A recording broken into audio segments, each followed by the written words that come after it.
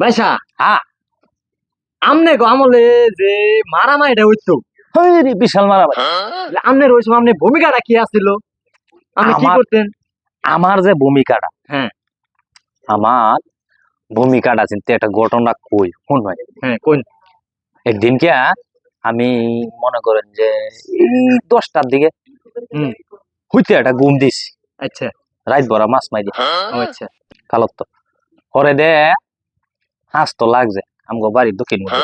হুম ওহন তো বাবু আমরা পাড়ার মানুষে গাওয়াইয়া গুয়াইয়া লই আমার দোষে ঠেলিয়া এই পাড়ার মানুষ ওন তো বেহি কান্দা কুড়ি শিলা ভাল্লা লাগাইছে আর খালি ডাকতাছে যে বাইসা কই পয়সা ছাড়া এই হাঁস কেউ টেহাই থাকতো না।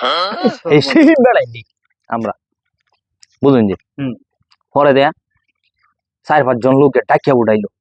আচ্ছা কে দেখি কেউ গা উড়া সিরিয়ালছে, কেউ রাত সিরিয়ালছে, সাদা বাদা করিয়ালছে গাওয়াইয়া।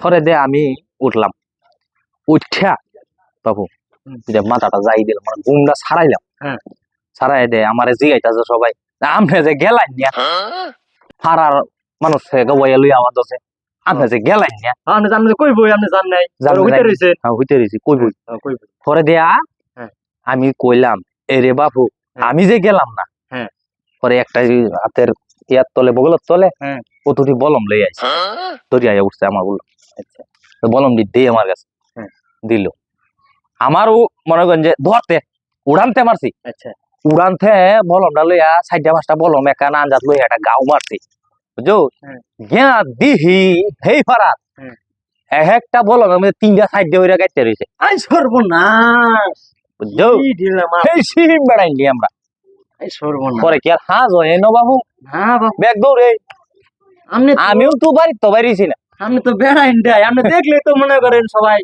বেহুশ কি ধানব ডাসলাম আমি না শরীরটা আলাগ হয়েছে আমার বোঝা যায় এই দানব বেড়াইনি আমরা আসলাম এই কাহিনী আমরা করি আইছি আমরা রামল না